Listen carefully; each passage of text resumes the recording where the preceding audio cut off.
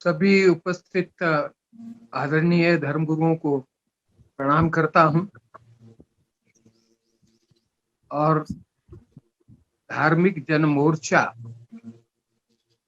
जो लंबे समय से समाज में इतने संकट काल में, क्योंकि दुनिया बनाने वाले ने जिन लोगों को इस पृथ्वी की रक्षा के लिए यहाँ भेजा था, उन्होंने ही, इंसानों ने ही प्रभु के बनाए हुए विचारों को, प्रभु के बनाए हुए विधान का उल्लंघन किया। आज उसी की सजा ईश्वर हमको दे रहा है। इतना कृपालु, इतना दयालु है कि आप और हम पर इतनी कृपा की है कि हम आपस में मिल बैठ रहे हैं, इस डिबेट में भी हैं, मगर हजारों और लाखों की संख्या में इस दुनिया में कई मनुष्य अकाल मृत्यु का ग्रास हो गए हैं। सगे संबंधी, परम मित्र, जिनका कभी सोच भी नहीं सकते थे, प्रतिदिन ऐसे समाचार आते हैं और उस समाचारों की संख्या 10-10 हो जाती है और सुनकर हृदय फट जाता है और त्राही माम पुकारते हुए ईश्वर से प्रार्थना हम करते रहते हैं कि हे ईश्वर, अब हमें क्षमा कर दो। जो हमारी गलतियां हुई हैं हम उसका पश्चाताप करते हैं। हे प्रभु, आज लाशों को कंधा नहीं मिल रहा है, लोगों को संस्कार के लिए जगह नहीं मिल रही है। ऐसा संकट पूरे विश्व में आया है और मेरे भारत में जो हम अनुभव कर रहे हैं वो बहुत ही दर्दनाक है। इतना हृदय फट जाता है जब देखते हैं मीडिया में लोगों को, यहां तक स्थिति हो गई है जो अपना प्रिय है, परम प्रिय है, जिसका संस्कार पुत्र के हाथों, ज्येष्ठ पुत्र के हाथों, कनिष्ठ पुत्र के हाथों होता है। हमारे धर्म में, अन्य धर्मों में अपने धर्म अनुसार आज जीवित रहते हुए भी वो कंधा, वह रस्म पूरी भी नहीं हो रही है। और जो लाशें हैं जो अकाल मृत्यु को ग्रास हुए हैं, मैंने यहां तक देखा कि क्रेन से उठाकर बॉडी को गड्ढे में फेंक दिया जा रहा है। प्रश्न किया ऐसा क्यों हो रहा है, तो कुछ मित्रों ने उत्तर दिया मेरे प्रश्न का कि इनके स्वयं के घर वाले इनको हाथ नहीं लगाना चाहते। मोहल्ले में लाश पड़ी है, घर में लाश पड़ी है, घर वाले घर को छोड़ के भाग गए। लोग लाश लेने के लिए हॉस्पिटल में नहीं जा रहे। कैसा समय आ गया। ये विषय इतना गंभीर है जिसको आज आपने दिया है। हमारा धर्म गुरुओं का, सबका ये दायित्व बनता है इसे कष्ट के समय कि जो ये विकराल विनाशकारी समय है उसमें हम अध्यात्म के माध्यम से देश की जनता को इंसानियत की बात समझाने का प्रयास करें। धर्म की बात समझाते समझाते तो हमारी आयु निकल गई, परंतु आज हम जो धर्म की बात करें वो सिर्फ अपने धर्म की बात न करें, हम बात करें एक ईश्वर की, एक परमात्मा की, जिसने सृष्टि को रचा, जिसको हम परम पिता कहते हैं। पिता हमारा जन्मदाता है, मगर परम पिता जगत का जन्मदाता है। हर इंसान का एक ही परम पिता है। परम पिता ने न कोई धर्म बनाया है, उसने तो एक ही इंसान बनाया है। आज इंसान अपनी इंसानियत को भूलता जा रहा है। ऐसे दृश्य भी देखने को आ रहे हैं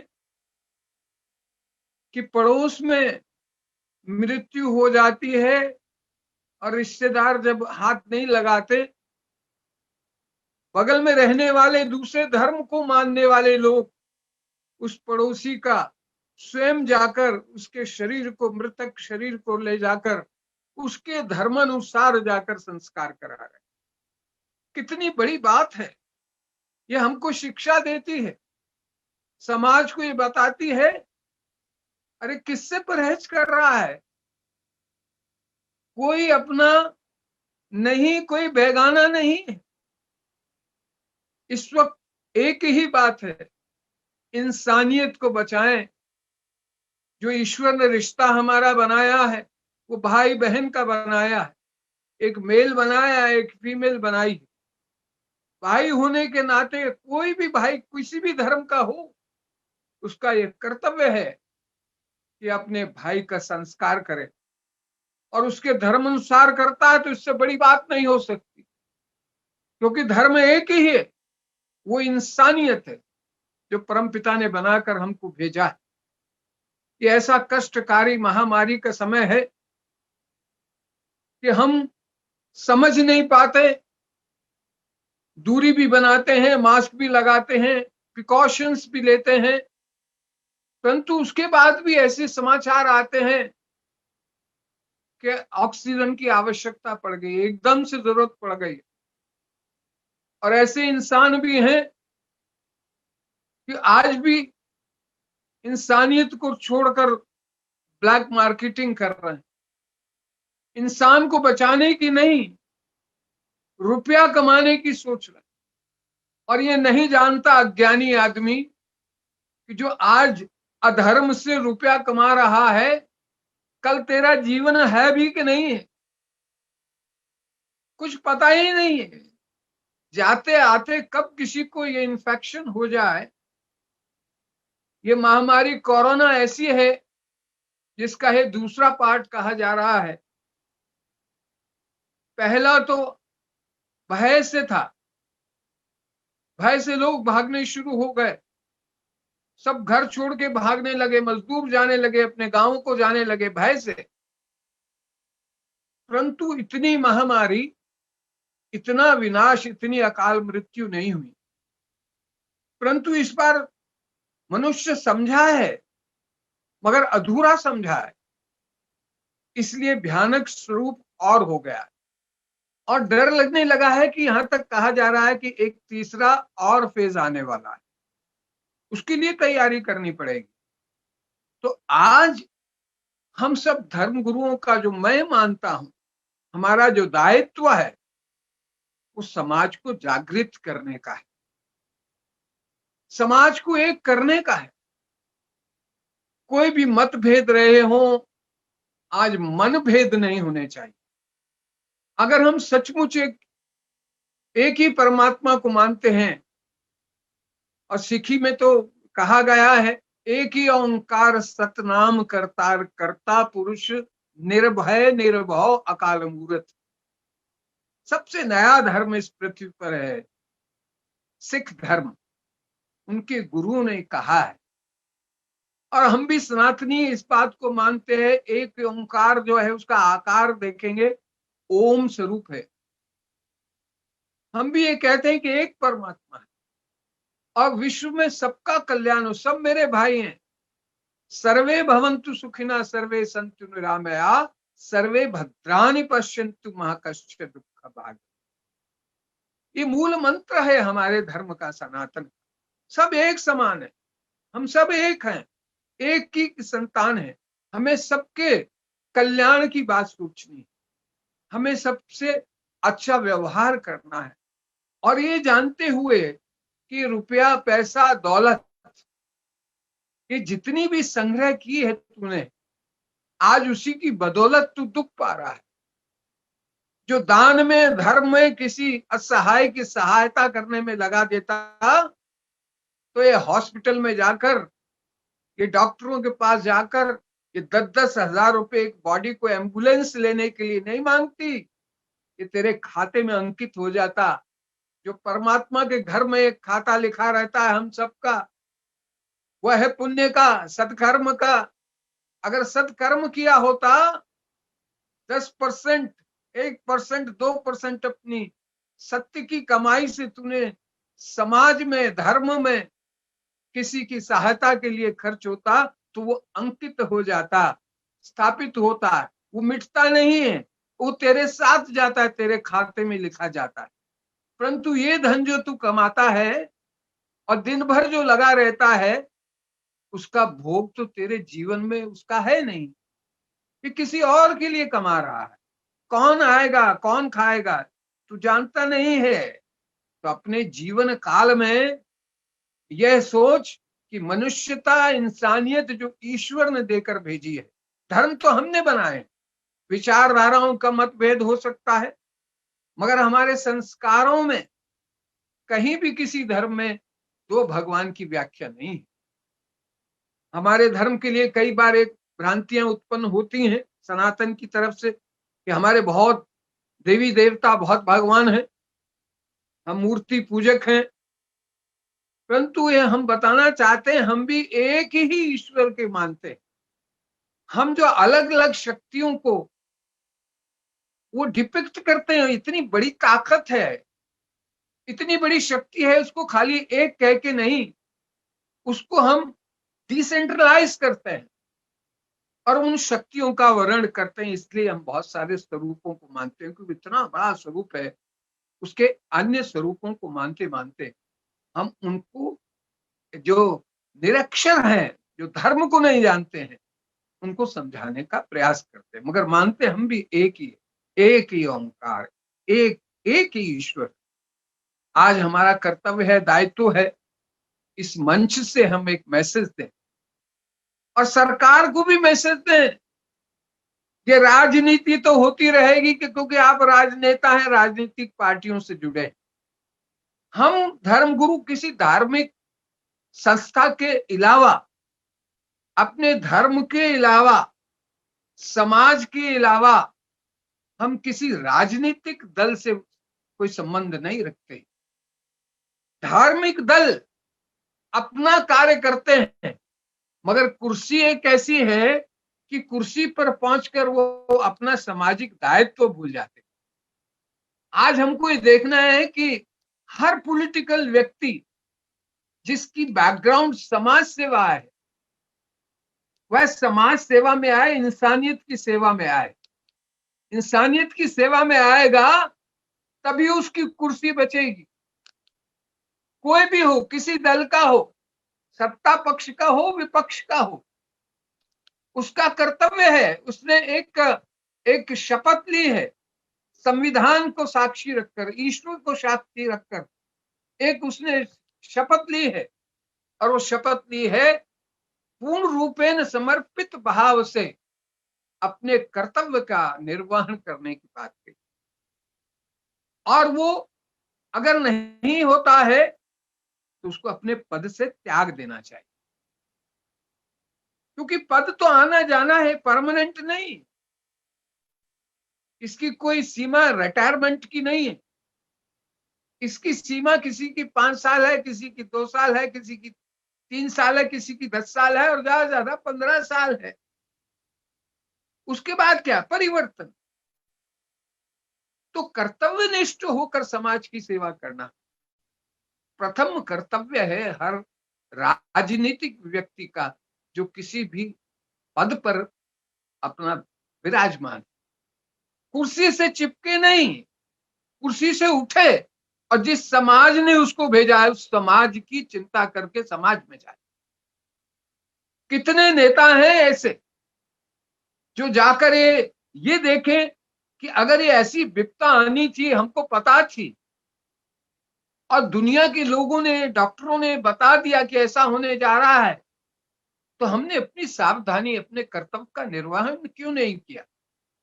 क्या हम दोषी नहीं हैं? हम महादोषी हैं।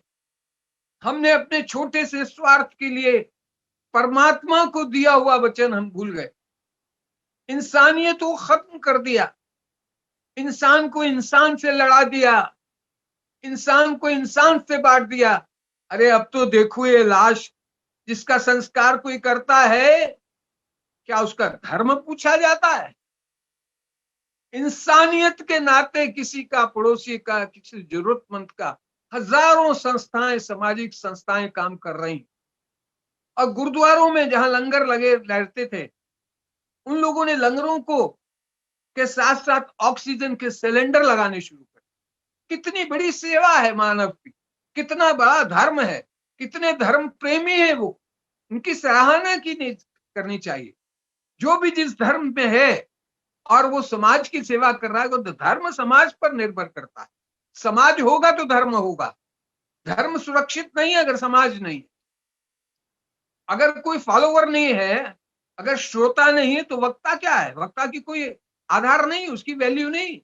इस प्रकार से संसार में समाज है तो धर्म है, धर्म है तो धर्म गुरु है। और धर्म गुरु का सबसे बड़ा कर्तव्य है निष्पक्ष होकर, परमात्मा को हाजिर नाजिर कर कर, अपनी मर्यादाओं में रहते हुए, अपने धर्मानुसार, अपने धर्म का पालन करते हुए, दूसरे के धर्म को इंसानियत का धर्म मानकर, उसको परमात्मा का पुत्र मानकर, उसको उसके साथ उसके दुख में खड़ा होना चाहिए।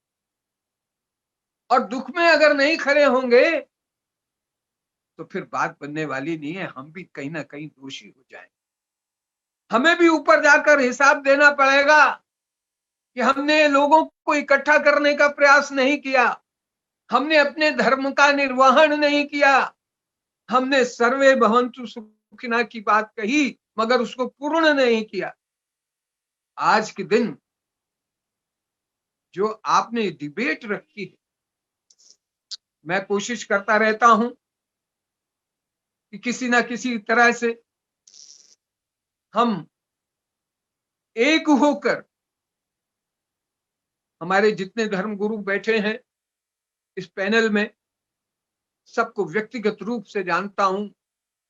उनका परिचय इतना बड़ा है, उनका कर्म इतना बड़ा है समाज में, और विशेषकर हमारे जो कहते हैं इंटरफेथ में सर्वधर्म संभाव की आज आवश्यकता ज्यादा है। ये कह देना फला आदमी से ये चीज मत खरीदना क्योंकि ये दूसरे धर्म का आदमी है, ये एक गलत प्रथा जो प्रारंभ हुई, उसको कहीं ना कहीं विराम देना पड़ेगा। और वो हमारे धर्म गुरुओं का दायित्व। तो जब हम गद्दी पर बैठते हैं, आसन पर बैठते हैं, अपनी संगत के सम्मुख बोलते हैं, तो संगत को प्रभाव पड़ता है। जो भी हम बात कहते हैं उसका अनुसरण संगत करती, धर्म गुरु का पूरा आचरण जो है वो ले लेती है, उसकी बात को मानती। तो आज ये आवश्यकता है कि हम ये यहां से संदेश दें सभी कि सबसे पहले धर्म निरपेक्षता। कहीं एम्बुलेंस जा रही है, हॉर्न कर रही है, तो उसको जगह दे दें, उसको रास्ता दे दें, अपनी गाड़ी, अपने वाहन को साइड कर दें, ताकि वो जो जाने वाला पेशेंट है, जो रोगी है, वो जल्दी से जल्दी अपने उपचार की तरह अपने हॉस्पिटल में पहुंच सके। ये भी परोपकार का काम है। और जिन लोगों की मैं बात कर रहा हूं, हमारे धर्म गुरुओं का कर्तव्य है कि किसी भी धर्म का कहीं भी अकाल मृत्यु से ग्रास कोई भी प्राणी है, मनुष्य है, हम उसकी अंत्येष्टि कराने का प्रयास करें। हम आदेश करें अपने समाज के लोगों को, भयभीत मत हो, नियमों का पालन करो, मास्क लगाओ, सैनिटाइज करो, ग्लव्स पहनो, सब प्रिकॉशन लो, और उसकी जो अंतिम संस्कार करो, उसको एक जानवर की तरह गड्ढों में फेंक मत दो। उनकी लाशों के ढेरों पर 40-40 लाशों को एक साथ लगाकर उनको मत फूंको। अरे शमशान नहीं मिलता, जंगल ले लो। आज सरकार भी एक कहे कि अगर पड़ोसी को शमशान नहीं मिल रहा है, तो पहले गांवों में प्रथा होती थी, कहीं एक एकांत और खाली जगह देखकर वही उपले और लकड़ियां लगाकर संस्कार हो जाता था। और जो दफन में विश्वास करते हैं, वहीं कब्रिस्तान हुआ करता था, वहीं नजदीक जाकर कुछ ही लोग उस कब्रिस्तान में संस्कार कर दिए। आज इस बात को हमको कहना है, इस मंच से कहना है, धर्म रीति रिवाज छोड़ दीजिए। भारतीय होकर परमात्मा के पुत्र होकर परम पिता की सेवा और परम पिता के बताए हुए मार्ग को, जो एक ही है सभी धर्मों के साथ, वो एक ही बात को हम कहें और समाज को जागृत करें। मैं अंत में यह घोषणा करना चाहता हूं कि सभी धर्म गुरु अंत में जरूर ये घोषित करें कि हम महामारी के बनाए हुए जो नियम है सरकार द्वारा, डॉक्टरों द्वारा, उससे जन चेतना पैदा करें। जगह जगह समूह में जाने की इजाजत नहीं है, मंदिर भी बंद है, धार्मिक स्थल भी बंद है, मगर आज बहुत सारे ऐसे साधन हैं हमारे पास, 5-5, 6-6, 10-10 हजार लोगों का समूह हमारे इस फोन से जुड़ा हुआ है।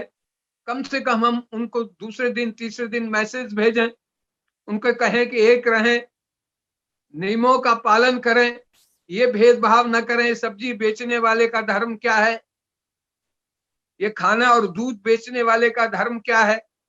जब खाने को नहीं मिलेगा तो ये धर्म भी आगे नहीं आएगा। मनुष्य को भोजन चाहिए, भूखा ना मरे पड़ोसी।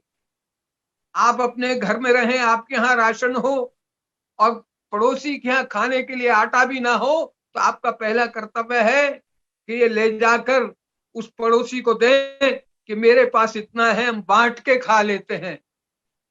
बांट के अगर खा लेंगे तो सृष्टि निर्माता हमारे ऊपर दया करेगा। अगर हम इसका पालन करेंगे, इंसानियत का, इंसानियत धर्म का, तो मेरा परमात्मा बड़ा दयालु है, कृपालु है, वह इस महामारी से हमको जल्दी मुक्त कर देगा। और रोज अपनी इबादत गाहों पर, अपनी पूजा स्थल पर ईश्वर से प्रार्थना करते रहें। मंदिर में लोगों का आना जाना नहीं है, परंतु ये बाध्यता नहीं है कि हम अपना धर्म अनुसार अपनी पूजा पद्धति न कर सकें। मैं प्रतिदिन यही प्रयास करता हूं, प्रार्थना ईश्वर से बारंबार करता हूं, हे प्रभु त्राहि माम, त्राहि माम, त्राहि माम, अब हमें माफ कर दो हे प्रभु। अब ये देखा नहीं जाता रोती बिलखती हुई माओं का, बहनों का। वो रिश्ता तो एक ही है, बहन तो बहन ही है, माँ तो माँ ही है, जिसके कंधों पर, जिनके बच्चों पर आज कहर टूट रहा है, उनको सहारा देने की जरूरत है। धर्म गुरु सब ये कहो, उसका मजहब न पूछो, उसको गले से लगा लो, सीने से लगा लो, अपना बना लो। कहो तुम मेरे परमात्मा की संतान हो, मेरा परमात्मा भी आपके आंसू के सामने पसीज जाएगा मेरा परमात्मा, और इस महामारी से हमको मुक्त कर देगा। मेरी आशा है कि सभी मिलजुल कर अपने अपने प्रयासों से ईश्वर से प्रार्थना करें, लोगों को नियमों का पालन करने की बात कहें, मास्क लगाने की बात करें, सैनिटाइज करने की बात करें, कुछ कुछ समय के बाद हाथ स्वच्छ हो, अपना डिस्टेंस मेंटेन करें, उससे हमारी महामारी दूर रह सकती है। प्रयास करना भी हमारा कर्तव्य है। अंत में मैं एक बार फिर हमारे भाई साहब सलीम इंजीनियर साहब को विशेषकर, क्योंकि इन्होंने ये बीड़ा उठाया, हम सबको इकट्ठा किया है, और मैं आज सबको और औरों को भी सुनना चाहता हूं, क्योंकि मन नहीं कर रहा उठने का, बाहर जा नहीं सकते। आपके माध्यम से इस सुंदर कार्यक्रम से मैसेज आपने जो भेजने का प्रयास किया है, और जमायत इस्लामिया हिंद जो ये प्रयास करती रहती है और हम लोगों को बुलाती रहती है, हमारा भी कर्तव्य है कि हम और दुख और सुख में सब जगह एक होकर एक परमात्मा की बात करें। बहुत बहुत शुक्रिया, धन्यवाद। बहुत बहुत शुक्रिया